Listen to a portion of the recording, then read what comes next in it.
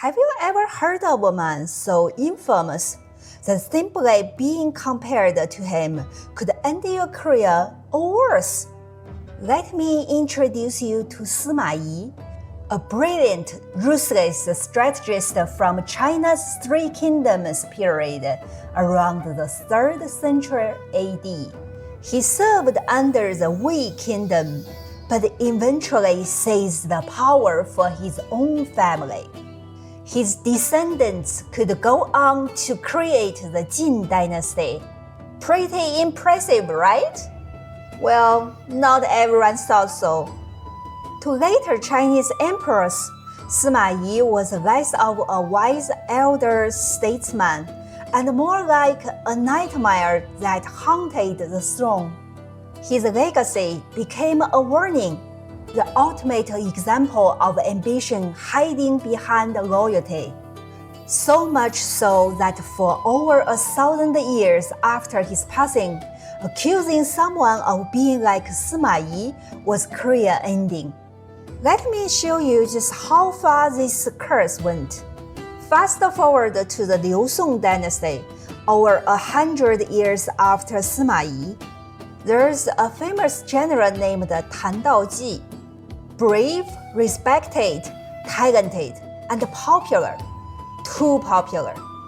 One day, someone whispered to Emperor Liu Yilong, "Your Majesty, doesn't Tan Daoji remind you of Sima Yi?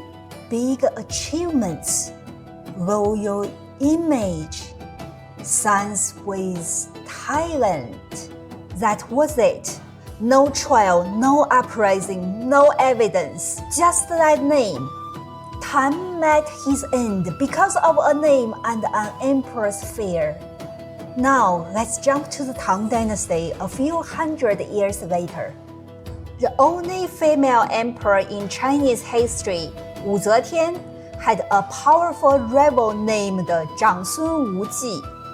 Wu Zetian wanted him gone, but instead of accusing him of treason or conspiracy, she had her allies simply call him the new Sima Yi.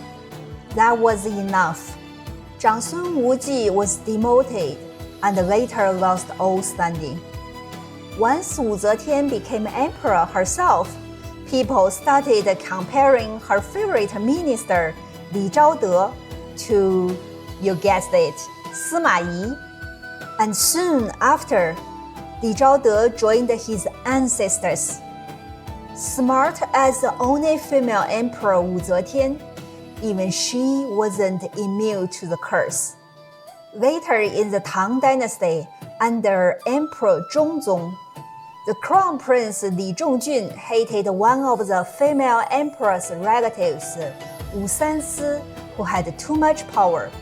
So during a coup attempt, Li Chongjun shouted, "Wu Sansi is the Sima Yi of our dynasty." He said that to justify killing him, and it worked for well. In the Ming dynasty, the founding emperor Zhu Yuanzhang had a loyal advisor named Li Shanzhang. He had everything going for him: intelligence, respect, a long life. Too long, in fact. In the emperor's eyes, Li was starting to look exactly like, Sima Yi. And once that thought crept in, it was over. No rebellion, no betrayal, just, he reminds me of Sima Yi. And this fate was sealed.